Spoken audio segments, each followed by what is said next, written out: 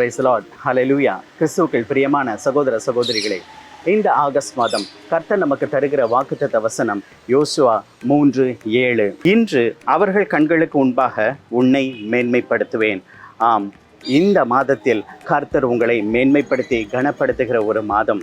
மோசே கானான் தேசத்தை சுதந்திரிப்பதற்கு முன்பாக 12 வேவுக்காரர்களை கானானுக்குள் அனுப்புகிறார்.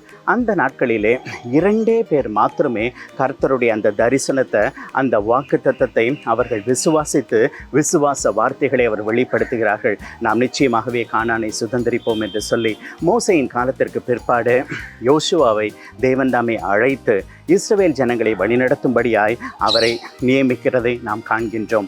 அந்த காலத்திலும் அந்த நேரத்திலும் அவர் யோசுவாவுக்கு அவர் வாக்குத்தத்தங்களை கொடுத்து, நான் உன்னோடு கூட இருக்கிறேன், எப்படி நான் மோசேயோடு இருந்தேனோ அதே போல் உன்னோடும் கூட இருக்கிறேன் என்று சொல்லி அவனை பலப்படுத்தி அந்த இஸ்ரவேல் ஜனங்களை வழிநடத்துவதற்கான எல்லா காரியத்தையும் அவரே முன்னின்று செய்கிறார். அவருடைய ஆலோசனையிலே யோசுவா நடக்கும் பொழுது அவன் இயற்கைக்கு அப்பாற்பட்ட வெற்றியை காண முடிந்தது.